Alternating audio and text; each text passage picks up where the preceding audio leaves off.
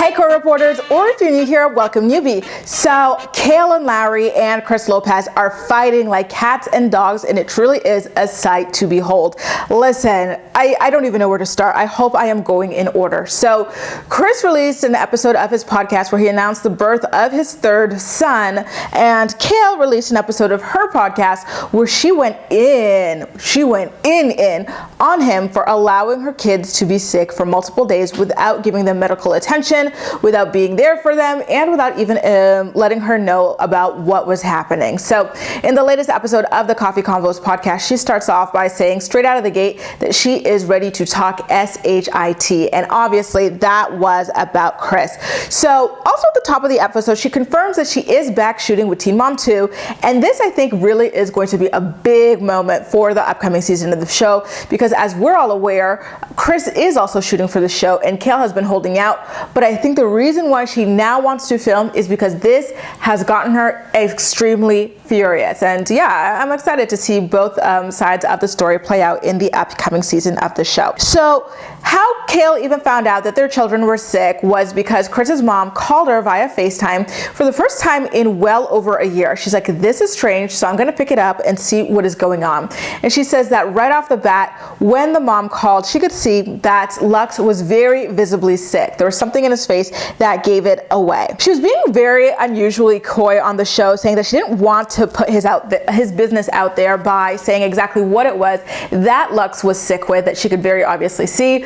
But if you listen to Chris's podcast, and I didn't, guys, I can't stand that podcast. The guy mumbles, both of them. Their audio input is just so low. The mic quality is trash, so it's hard to get through it. So thank you to everybody who let me know in the DMs. But Chris spilled the tea on his own podcast that the boys were sick with hand, foot, and mouth disease. So I looked that up online to see what it looked like, and it's like just a bunch of red dots. I only saw a couple of photos because I get scared looking up like illnesses online because they always show the most extreme cases, but I saw a couple of dots or whatever from the little that I did see. So I guess that is what she was seeing on the children's faces. So then she says that when she realized this, she called Chris several times to confront him about it, but he never picked up the phone.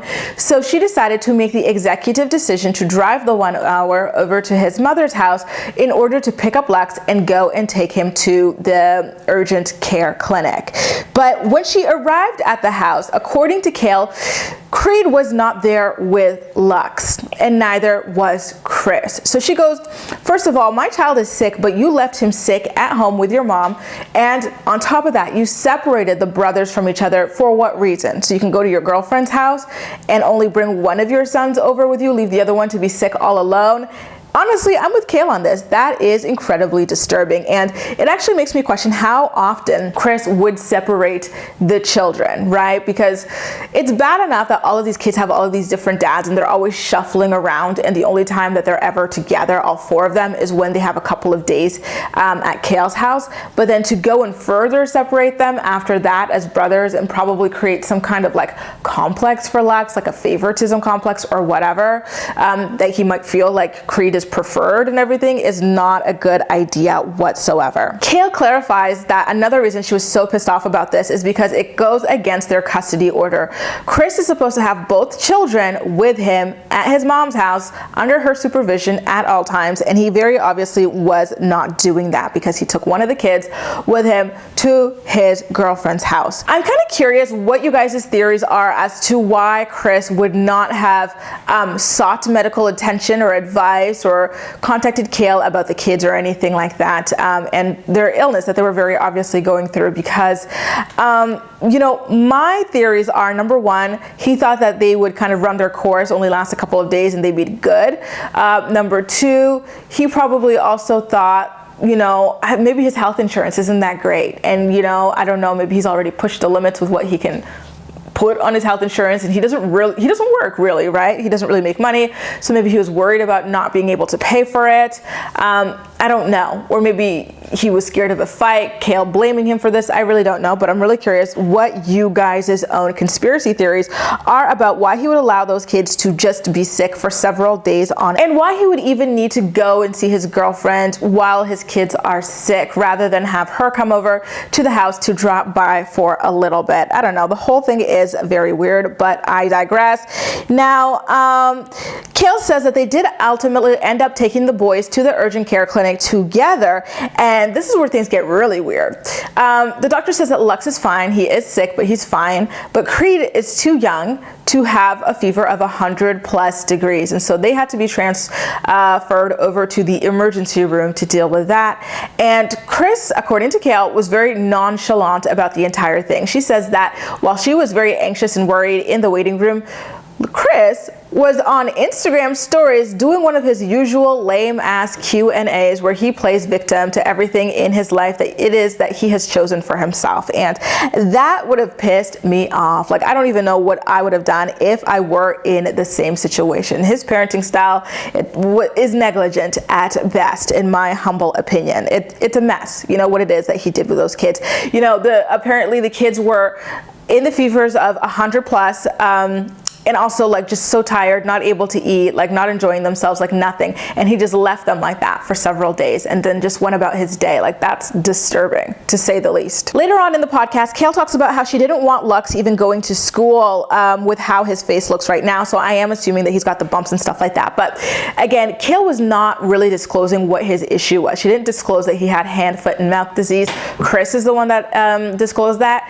So with her describing the way the kids look and like the sickness, I honestly thought they had the measles or the mumps or something like that, right? But yeah, like it was kind of interesting to see that. Like, I thought that she was hiding measles or mumps or something that like the kids could have been vaccinated for. So it is interesting that she chose to play coy about this and open herself up to that sort of criticism. But again, I digress. So Kail obviously is incredibly pissed off at the negligent way that Chris handled both boys being very sick. And she's like, this is the same guy who wants 50-50 custody when he can't even take care of them when they're sick. He separates them to go out, do his thing with his girlfriend, etc., etc.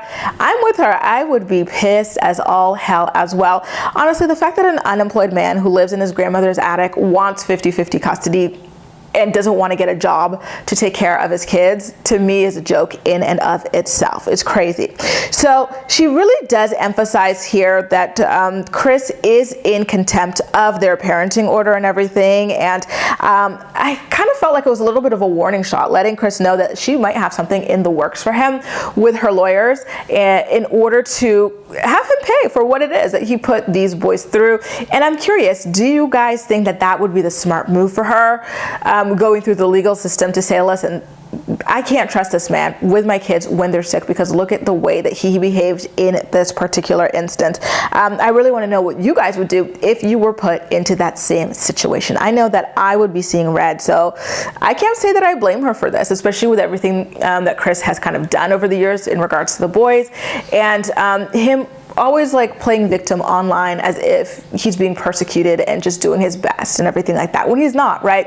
Apparently he's not paying child support, he's not trying to get a job, really. He's got like some kind of something going on, but I don't know if it's like a real above board kind of job situation, or if he's being paid under the table for casual gigs here and there in order to avoid being, you know, seen on the books as making proper income that can be garnished in order to pay the child support that he owes his 2 sons. Kail does actually say that she would have been okay if the girlfriend was with Chris at his mom's house. At least that way she would know that he was following the order about the boy, you know, the supervised visitation with his mom and the boys not being separated. I know she says that, but I don't know that I believe her. I think she still would have been pissed at the fact that the girlfriend was there. She probably would have, you know, reasonably wanted Chris to spend his limited time with his sons, only with his sons, and paying really good attention to them, you know, especially with the arrival of his other child coming as well, right? Like, we now know that the woman has given birth, but like those were the last moments he had as a, you know, a dad to just those 2 boys before having to split his attention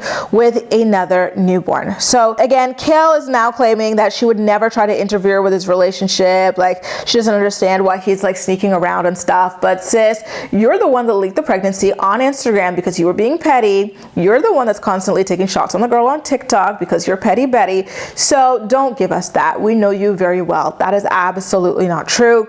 In fact, she goes in to talk about how she has hired a private investigator in the past, paid them $1,700 in order to track Chris to make sure that everything was hunky-dory with him. Honestly, it's wild. This girl is a little bit wild. So, you know, to wrap up her little bit of a rant about this Chris situation, she says that she is side-eyeing Chris, she's side-eyeing his baby mama, and she is side-eyeing his mom as well for leaving leaving the boys to be sick like that for several days on end and having no sense of urgency about the situation. Yeah, I'm with her on that. Like, it's weird. Like, this could have gone really bad, really bad, right? Like, if, you know, it's kind of like when people have strep throat and they don't like go to the doctor for it, and it develops into like a septic shock or something like that, which is just very dangerous, you know, and deadly. Like, this could have been one of those sorts of situations. So I totally understand why she's pissed off. But then she kind of, to wrap up the segment, talks about how she was even pissed off at Joe, and she cursed Joe out for not telling her that Isaac had a headache at some point while he was at his house. To me, that's a bit much, right? But I digress. This situation spilled over outside of the podcast and into the Instagram stories streets, with Chris doing a Q&A where, again, he acts like, just look, okay? Flip through these. I'm not going to read them out because they are just so damn lame, but it's just him being his usual self, talking about how communication is key. I'm in therapy. I'm doing my best. Meanwhile, this is what he's doing to his children while they're sick, right? He also did post a little bit, the first paragraph of a very passive-aggressive email that Kail sent to him, and Kail decided to clap back and post the full thing. But in the meantime, check out this video and let me know what you think about this messy saga. So since some people want to share parts of my email, I'm just going to put the whole fucking thing out there. Call a spade a spade.